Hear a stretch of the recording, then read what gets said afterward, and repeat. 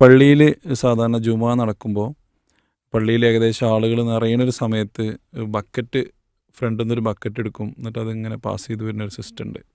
ചില പള്ളികളിൽ ഇങ്ങനെ കാണാറുണ്ട്. അപ്പോൾ അത് അനുവദിക്കപ്പെട്ടതാണോ? അതിൽ ദീനിയായ നമ്മളെ ഒരു സ്റ്റാൻഡ് എന്താണ് എടുക്കേണ്ടതെന്നുള്ളൊരു ശ്രോതാവ് മെസ്സേജിലൂടെ ചോദിച്ചിട്ടുണ്ട്. ഈ കളക്ഷൻ ഉണ്ടല്ലോ പള്ളികളിൽ എടുക്കുന്ന കളക്ഷനുകൾ, അത് പിന്നെ വ്യക്തിപരമായിട്ടുള്ള വിഷയങ്ങളാകുമുണ്ട്. പള്ളി അതിനുള്ളതല്ല. മസ്ജിദുകൾ ഒരിക്കലും ഈ വ്യക്തിപരമായിട്ടുള്ള കാര്യങ്ങൾക്ക് ഇങ്ങനെ അനൗൺസ് ചെയ്യാനും അതേപോലെ തന്നെ ഇങ്ങനത്തെ ഈ പിരിവുകൾക്കും ഉള്ള വേദിയല്ല. അതുകൊണ്ട് തന്നെ പിന്നെ അത് നിരുത്സാഹപ്പെടുത്തപ്പെടേണ്ട വിഷയമാണ്. എന്നാൽ ഇനി ഒരു വ്യക്തിയുടേതാകട്ടെ, പൊതു മസ്ലഹത്തിൻ്റെ വിഷയമാകട്ടെ, കൂട്ടു ഉത്തരവാദിത്തം പോലെ പൊതുവായിട്ട് ഉള്ള ഒരു വിഷയമാണെങ്കിൽ അതിനെ പള്ളി ഉപയോഗപ്പെടുത്താം. പള്ളി അതിന് കൂടിയുള്ളതാണ്.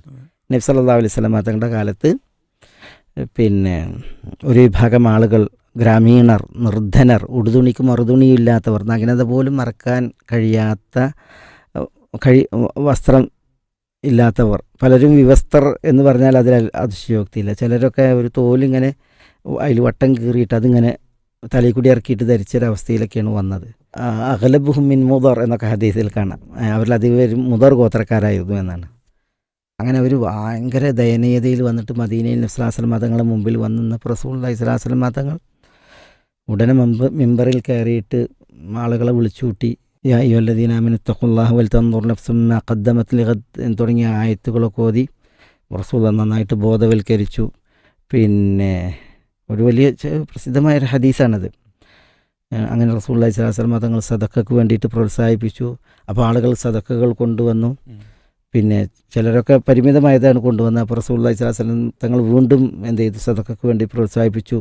പിന്നെ ഹദീസിൻ്റെ പ്രയോഗങ്ങൾ വിട്ടുപോയി. അതിൽ നിങ്ങൾ അള്ളാഹുവിൻ്റെ മുമ്പിൽ നിൽക്കും,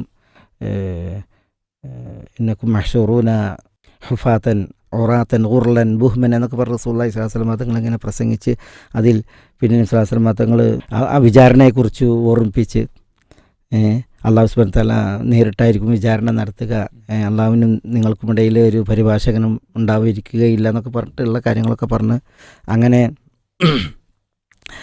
സദഖയെ പ്രോത്സാഹിപ്പിച്ച അതിലാണ് ഇത്തഖുന്നാറ വലൗ ബിശ്ശിഖ്ഖി തംറ, ഒരു കാരക്ക ചീളെങ്കിലും നൽകിയിട്ട് നിങ്ങൾ സദഖ ചെയ്യണമെന്ന് പറഞ്ഞാൽ അങ്ങനെ അവസാനം ആളുകൾ താങ്ങി പിടിച്ചൊക്കെ സദഖയായിട്ടൊക്കെ വന്നു.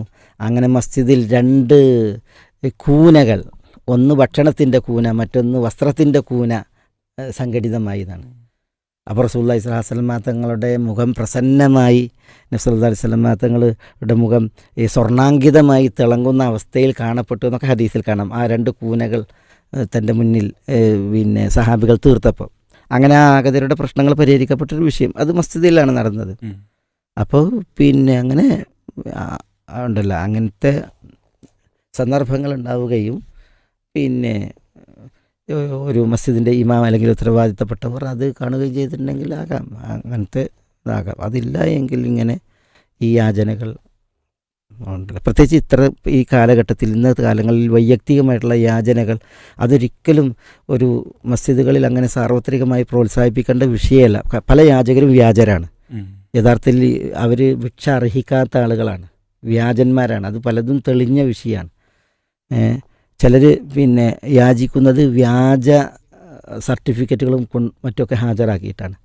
പിന്നെ പലരും പിന്നെ ഈ നിസ്ലാശ്രമാതകൾ പറഞ്ഞില്ല, ഈ തക്കസ്സുബിന് വേണ്ടിയിട്ട് കൂടുതൽ സമ്പാദിക്കുക എന്നുള്ള ലക്ഷ്യത്തിന് വേണ്ടിയിട്ടാണ്, അല്ലാതെ തങ്ങളുടെ അനിവാര്യതകളെ പരിഹരിക്കുക എന്നുള്ള വിഷയത്തിലല്ല.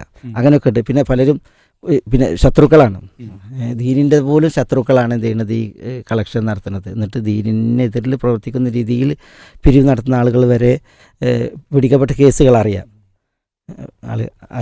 അപ്പോൾ അത് ഒരിടത്താൽ തന്നെ അങ്ങനെ ഈ ഒന്ന് നേരുന്നേറിയില്ലാത്ത ആളുകൾ, അതേപോലെ തന്നെ ഒരു നേരായ വിലാസം അറിയപ്പെടാത്ത ആളുകൾ, ആവശ്യക്കാരനാണെന്ന് അറിയാത്ത ആളുകളൊക്കെ നമ്മൾ പിരിവിനെ സമ്മതിക്കുക എന്നുള്ളത് പാടുള്ളതല്ല. പിന്നെ നമ്മുടെ ദീനിൻ്റെ ഒരു ഇതുമല്ല അത്, ഈ യാചനയെ പ്രോത്സാഹിപ്പിക്കുക എന്നുള്ളത്. ശരിയാണ്, ആളുകളുടെ പ്രശ്നങ്ങൾ പരിഹരിക്കണം, അവരുടെ ഇല്ലായ്മയും വല്ലായ്മയും തീർക്കണം എന്നുള്ളതൊക്കെ ശരിയാണ്, നമ്മുടെ മേൽ ബാധ്യതയാണ്. ഒരിക്കലും നമ്മൾ അയൽവാസി വിശക്കുന്നവനായിരിക്കാൻ നമ്മൾ കിടന്നുറങ്ങിയിട്ടുണ്ടെങ്കിൽ നമ്മൾ യഥാർത്ഥ മുഅ്മിനല്ല എന്ന് പഠിപ്പിക്കപ്പെട്ടവനാണ് ഒരു വിശ്വാസി. അതേപോലെ തന്നെ മസായില ഫലാ തൻഹർ, ഒരു ചോദിച്ചു വരുന്ന ആളെ വിരട്ടിപ്പായിക്കാൻ വരെ പാടില്ല, മാന്യമായിട്ട് പ്രതികരിച്ച് വിടണമെന്നുള്ളതല്ലേ. അപ്പോൾ പിന്നെ അതിലൊന്നും ഒരു ഇഷ്കാലുമില്ല, ആളുകളുടെ പ്രശ്നങ്ങൾ പരിഹരിക്കണം എന്നുള്ളതിൽ. പക്ഷേ ഈ യാചനയെ നമ്മൾ പ്രോത്സാഹിപ്പിക്കുക എന്നുള്ളതിന് പാടുള്ളതല്ല, അത് നമ്മുടെ ദീനിൻ്റെ ഒരു ധർമ്മമല്ല. ഈ യാചകരെ ഈ യാചനയെയും ഇങ്ങനെ പ്രോത്സാഹിപ്പിക്കുക എന്നുള്ളത് അർഹരാണോ അനർഹരാണെന്നോ ബോധമല്ലാതെ, അതുകൊണ്ട് അതൊന്നും പള്ളികളിൽ സമ്മതിക്കാൻ പാടുള്ളതല്ല എന്തായാലും.